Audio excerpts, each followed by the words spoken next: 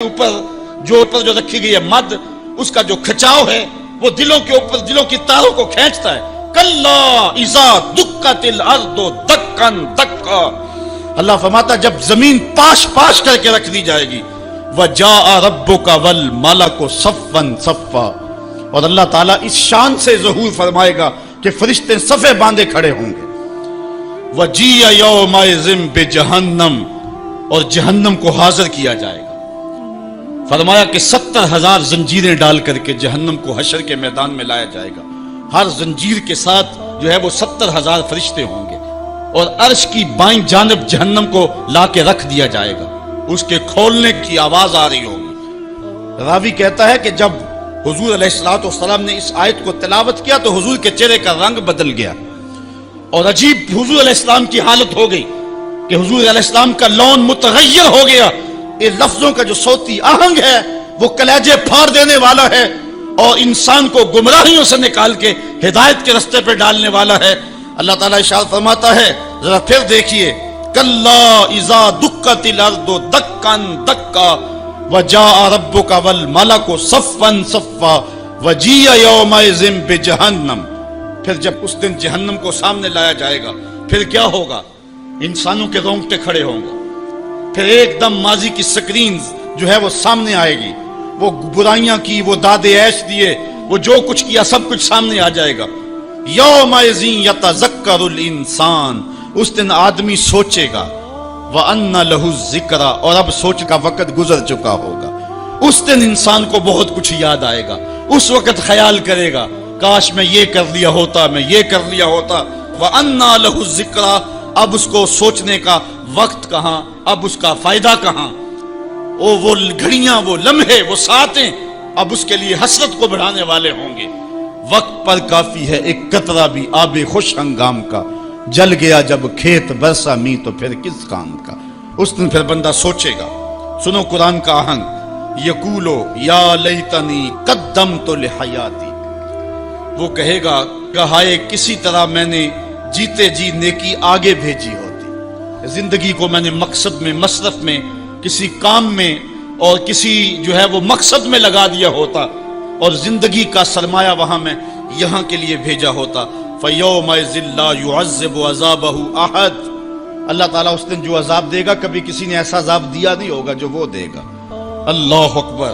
وَلَا يُوثِقُ وَثَاقَهُ أَحَدٌ، اور اس کا سا باندھنا کوئی نہیں باندھتا جس طرح کہ وہ باندھے گا۔ اچھا، جب جہنم کو حشر کے میدان میں لایا جائے گا تو عرش کی بائیں جانب جہنم کو رکھا جائے گا، اور اللہ تعالیٰ جل شانہ جو ہے وہ پورے قہر و جلال میں ہوگا، تو جو برے لوگ ہوں گے ان کا پتا تو پانی ہو ہی رہا ہوگا، وہ تو کہیں گے کہ یا لیتنی قدمت لحیاتی، لیکن جو نیکوکار ہیں ان کا دل بھی ڈول رہا ہوگا، کیونکہ بڑے خطرناک جو ہے وہ لمحے ہوں گے۔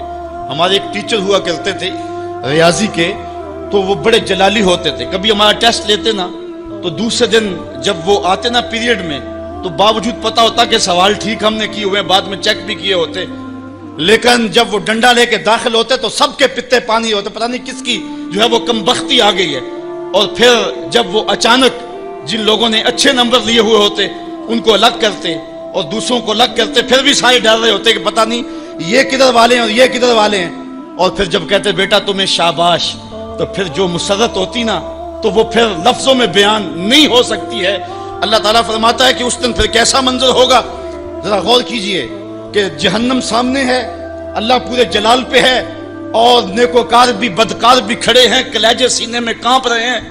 پھر اللہ تعالیٰ جو نیکوکاروں کا ان کو الگ کیا کر کے کہے گا، ایک نغمہ نہیں چھڑ جائے گا، یا ایتھا النفس المطمئنہ، اے مطمئن نفس، اے اطمینان والی جانو، ارجعی الی ربک، تم رب کی طرف آ جاؤ، تم اپنے رب کی طرف آ جاؤ، راضیۃ مرضیہ، اس حال میں تمہارا رب تم پہ راضی ہے اور تم اپنے رب پہ راضی ہو۔ یہاں مفسرین فرماتے ہیں کہ رب کا بندے پہ راضی ہونا یہ بھی بڑی بات ہے، لیکن بندے کا رب پہ راضی ہونا یہ بہت بہت بڑی بات ہے۔ بندہ تو راضی ہوتا ہی نہیں، بندہ تو دنیا پہ دیکھ لو راضی نہیں ہوتا، لیکن اس دن کیسا منظر ہوگا بندے کے راضی کا انداز فی ظلال القرآن میں دیکھیے۔ یا ایتھا النفس المطمئنہ المطمئنہ الی ربہا المطمئنہ الی طریقہا المطمئنہ الی قدر اللہ بہا المطمئنہ فی السرائے والضرائے وفی البسط والقبض والمنع والعطا.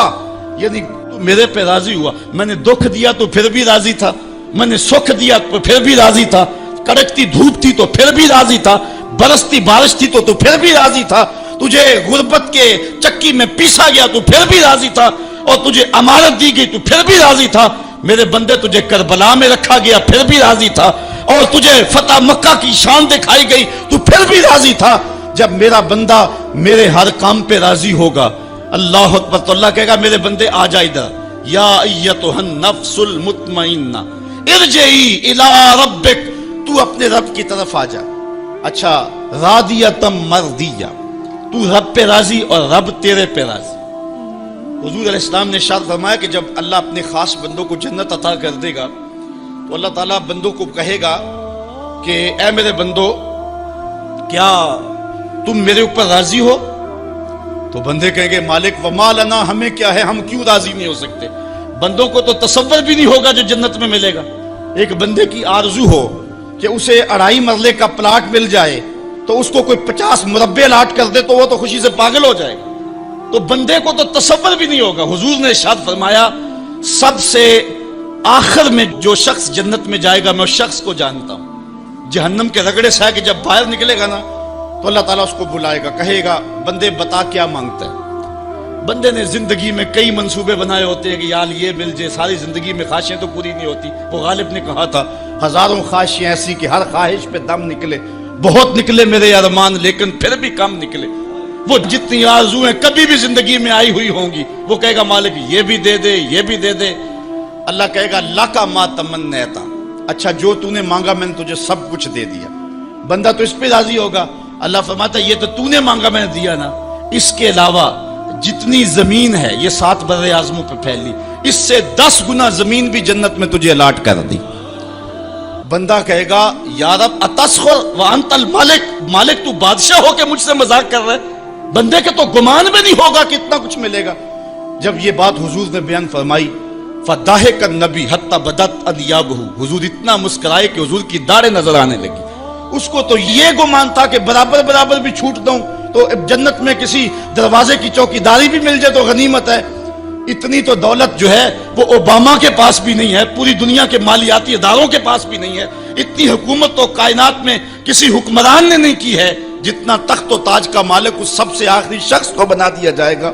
جب سب سے کم پراپرٹی جنت میں جس کی ہے وہ اتنی جگہ کا مالک ہوگا، پھر داتا گنج بخش علی حجویری کی جاگیروں کا عالم کیا ہوگا، پھر انبیاء کی جاگیروں کا عالم کیا ہوگا، امام الانبیاء کی جاگیروں کا عالم کیا ہوگا. اتنا کچھ دینے کے بعد میرے بندے کیا تم میرے پہ راضی ہو؟ اللہ تعالیٰ جب بندوں سے پوچھے گا تو بندے کہے گے مالک ہمیں کیا ہوا کہ ہم راضی نہ ہو، ہم تو جو ہے وہ پھولے نہیں سما رہے. تو اللہ تعالیٰ فرمائے گا تمہیں ایک اور چیز دینے لگا ہوں. تو بندے جنت میں کسی کمی کو محسوس نہیں کریں گے، کہیں گے مالک اور کیا چیز رہ گئی ہے؟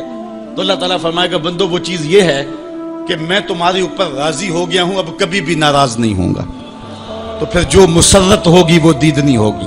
یا ایتھا النفس المطمئنہ ارجعی الی ربک راضیۃ مرضیہ فادخلی فی عبادی، میرے خاص بندوں میں داخل ہو جا، وادخلی جنتی، اور میری جنت میں داخل ہو جا.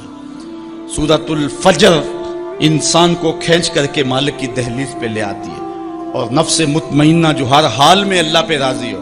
میں نے ایک روایت میں پڑھا ہے کہ جو حضرت مولا کائنات سید علی المرتضیٰ سے مروی ہے، فرماتے ہیں کہ جو شخص اللہ کے عطا کردہ تھوڑے رزق پہ راضی ہو گیا، اللہ قیامت کے دن